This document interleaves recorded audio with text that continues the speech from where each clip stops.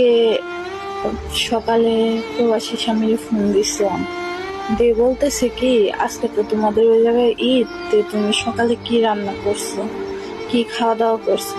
সে আমার বলতেছে কি সকালে পায়েস খাইছি, খিচুড়ি রান্না করছি।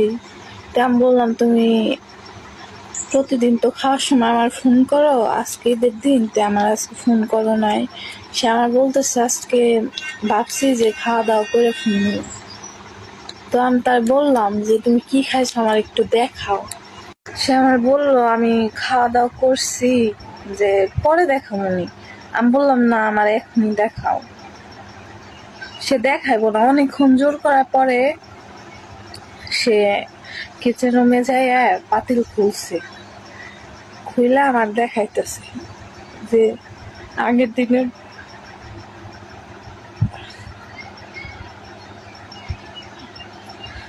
দিনের পান্তা ভাত আর বাসি তরকারি তে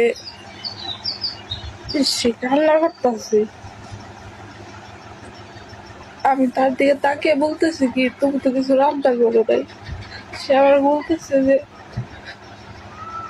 ডিউটি থেকে মাত্র আসলাম, এখন রান্না করুন তারপরে খামু।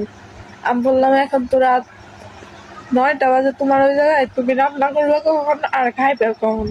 সে আমার বলতেছে যে এরই খাই না শুয়ে পড়ি, সকালে উঠে আবার রান্না করবি। আর আর তাদের ফ্যামিলির মানুষ এমন করে ঈদ পালন করতেছে মনে হইতেছে কি কারো বিয়ে হইতেছে। আর যারা টাকা কামাই করে টাকার বেশি, তারা আগের দিনের পান্তা ভাত বাসি তরকারি এগুলো খেয়ে ঈদ